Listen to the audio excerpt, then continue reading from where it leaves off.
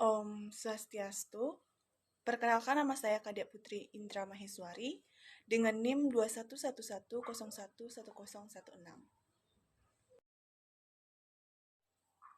Yang pertama, hukum karma pala. Ketika Tuhan menciptakan alam semesta beserta isinya, retam yaitu hukum alam dan juga hukum karma pala diciptakan pada saat itu juga. Retam sendiri diciptakan atau ada untuk alam itu sendiri, sedangkan karma pala diciptakan untuk makhluk hidup, terutama manusia. Karma artinya perbuatan dan pala artinya hasil. Jadi dapat disimpulkan karma pala merupakan hukum perbuatan yang menghasilkan peristiwa atau akibat yang nantinya akibat ini akan menciptakan suatu sebab. Pada bagian A, kita akan melihat bagaimana suatu proses pembentukan karma itu sendiri.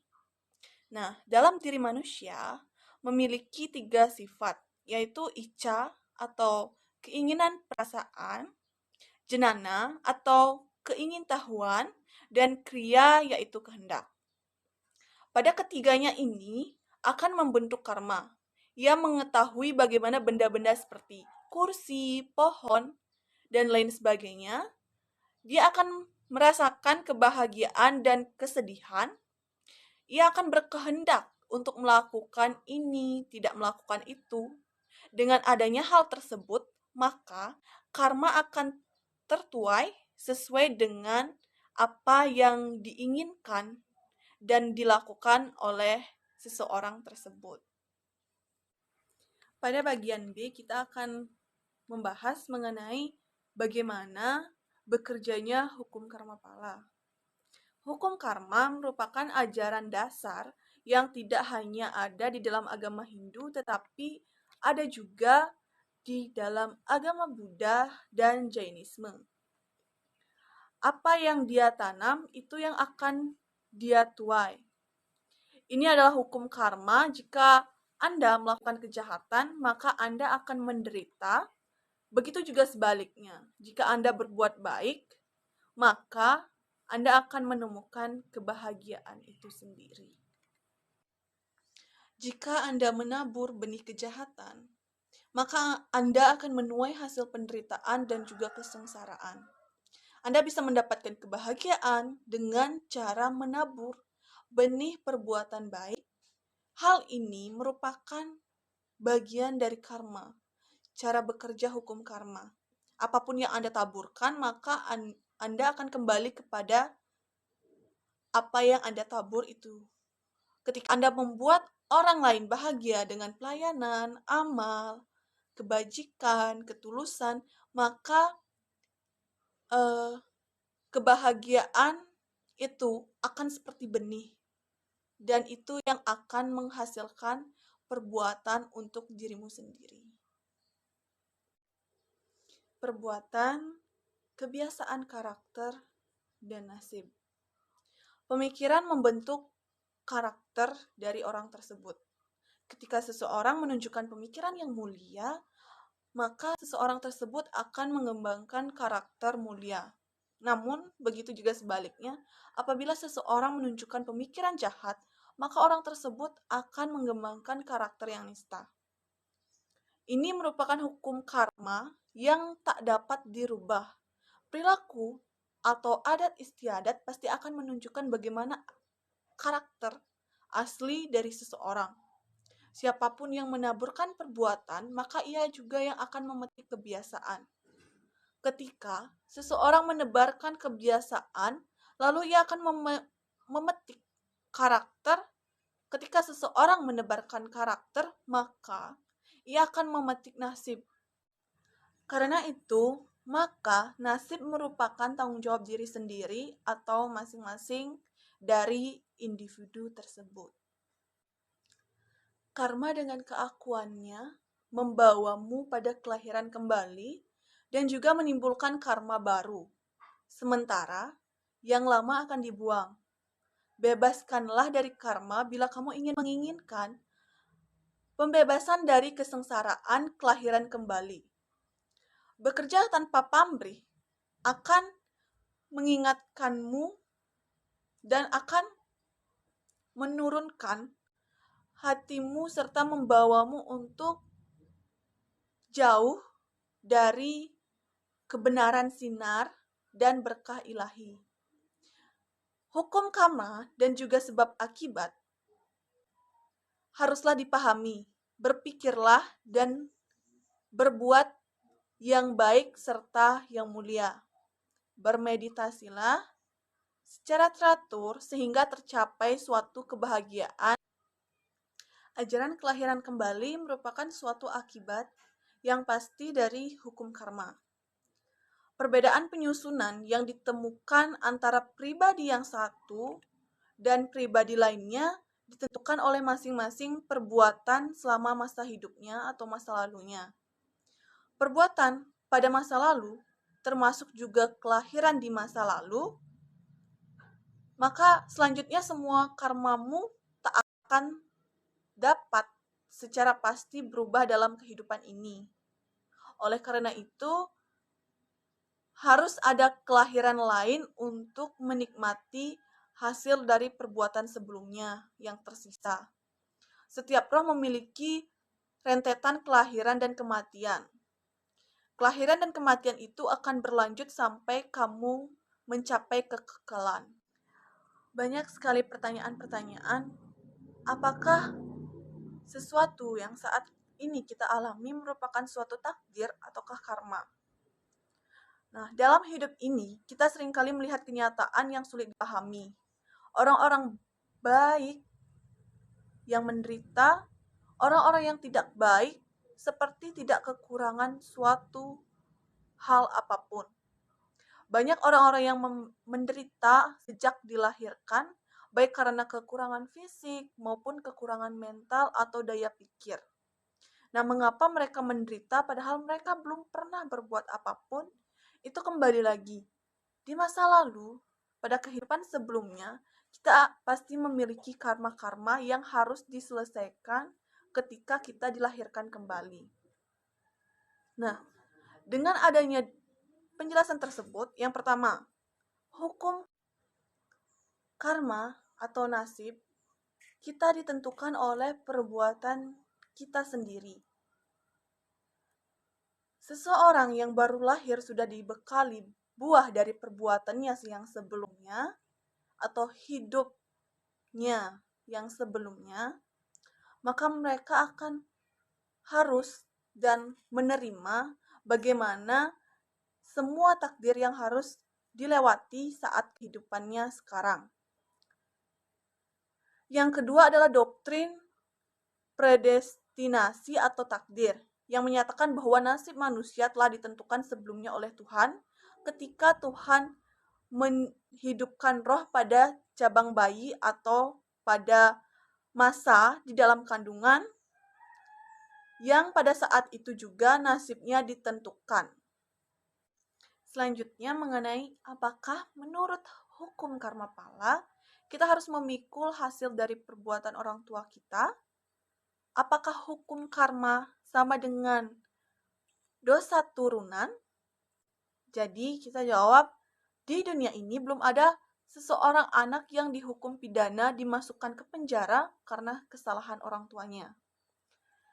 Kita tidak memikul karma dari orang tua kita, tetapi benar bahwa kita terpengaruh oleh karma-karma orang tua kita sebelumnya.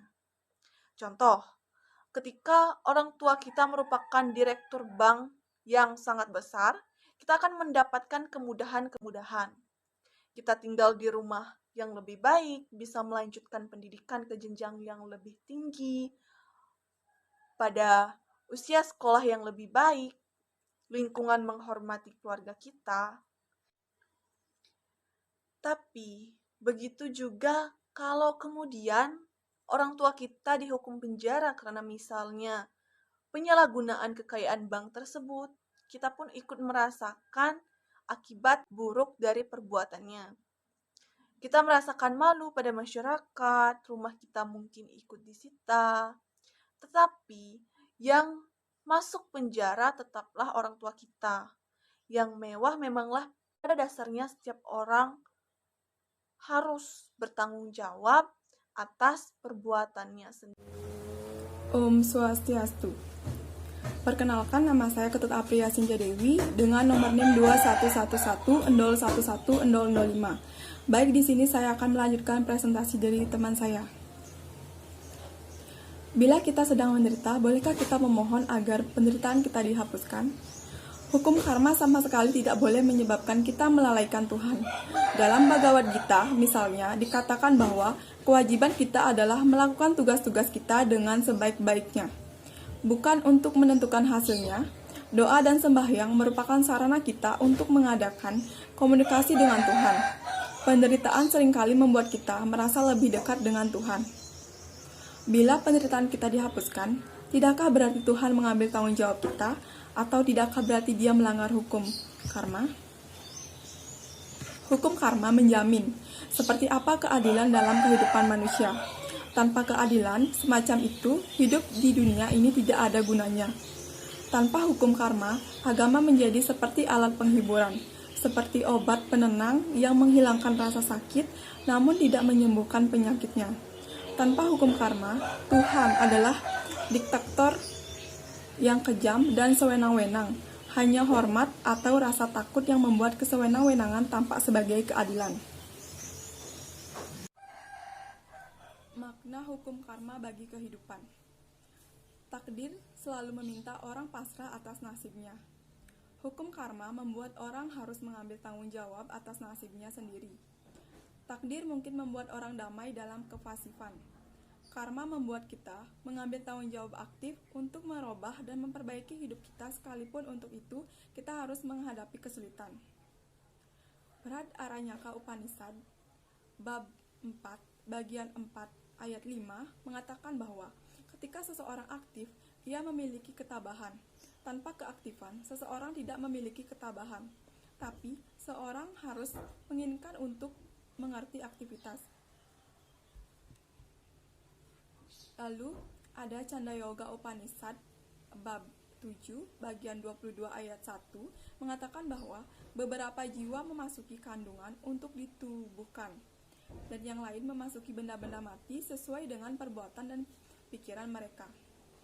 Yang selanjutnya ada kata Upanishad, bab 2, bagian 2 ayat 7, mengatakan bahwa tanpa kerja, orang tidak akan mencapai kebebasan. Demikian juga, ia tidak akan mencapai kebebasan karena menghindari kerja. Macam-macam karma pala menurut kitab suci Weda. Ada 3 karma, yaitu yang pertama, Sanchita karma. Karma ini bisa kita artikan sebagai sebuah cadangan karma, di mana karma yang kita lakukan ini berasal dari kehidupan-kehidupan sebelumnya yang tidak terhitung banyaknya sehingga tidak dapat terselesaikan. Kegiatan apapun yang dilakukan oleh pikiran, perkataan, ataupun badan fisik diistilahkan sebagai rangkaian perbuatan selama hal itu masih berlangsung dan ditambahkan pada daftar cadangan sesegera setelah karma itu berakhir. Yang kedua ada prarabdha karma. Telah dinyatakan di atas bahwa sebagian dari sanchita karma kita yang merupakan campuran dari kegiatan bajik dan yang penuh dosa dijadikan bagian dari prarabdha untuk dinikmati dalam kehidupan seseorang. Hasil dari karma-karma ini dinikmati dalam 2 cara, yaitu yang pertama melalui fasana mental dan yang kedua melalui kegiatan jasmani. Kesenangan atau penderitaan yang kita peroleh dari berbagai arus atau rangkaian pemikiran dalam pikiran kita ketika bermimpi dan pada kesempatan lain dalam keadaan jaga kita akan menyusun apa yang mereka sebut sebagai kenikmatan mental. Kenikmatan terhadap kesenangan dan penderitaan sebagai hasil dari prarabdha beroperasi dalam 3 cara, yaitu yang pertama anicca prarabdha atau prarabdha yang dinikmati dengan sukarela. Yang kedua ada parecca prarabdha atau yang dinikmati melalui kehendak orang lain. Lalu yang ketiga ada swece prarabdha atau yang dinikmati atas kehendak sendiri.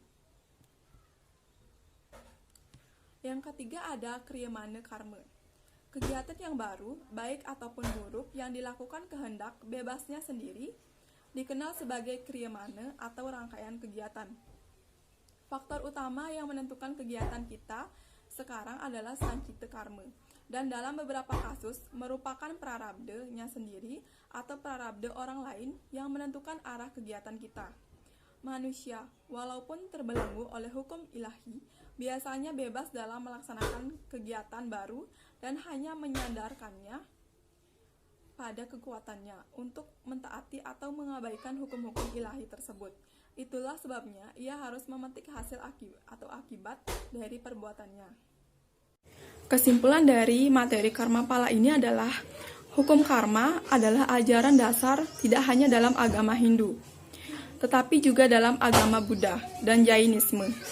Apa yang dia tanam, itu yang akan dia tuai. Ini adalah hukum karma. Jika Anda melakukan kejahatan, Anda akan menderita. Jika Anda berbuat baik, Anda akan menemukan kebahagiaan. Tidak ada kekuatan di dunia ini untuk menghentikan pekerjaan yang menghasilkan buah.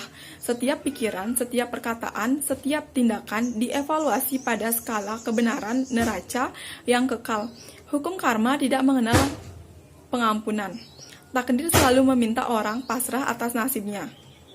Hukum karma membuat orang harus mengambil tanggung jawab atas nasibnya sendiri. Takdir mungkin membuat orang damai dalam kepasifan. Karma membuat kita mengambil tanggung jawab aktif untuk merubah dan memperbaiki hidup kita. Sekalipun itu, kita harus menghadapi kesulitan.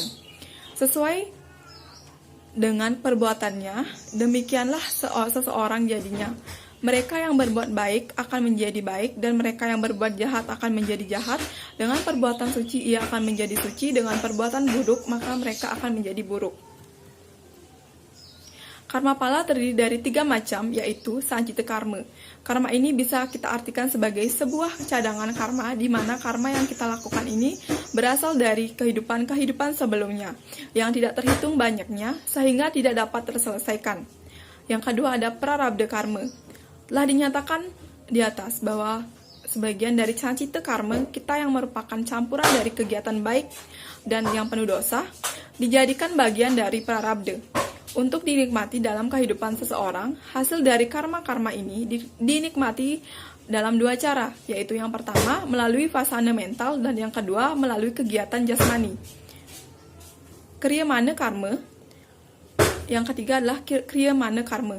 Kegiatan yang baru, baik ataupun buruk yang dilakukan kehendak bebasnya sendiri dikenal sebagai kriyamana atau rangkaian kegiatan. Faktor utama yang menentukan kegiatan kita sekarang adalah sancita karma, dan dalam beberapa kasus merupakan prarabdha-nya sendiri atau prarabdha orang lain yang menentukan arah kegiatan kita, manusia. Baik, sekian presentasi dari kami. Jika ada salah-salah kata, kami mohon maaf. Kami tutup dengan parama santi. Om Santi Santi Santi Om.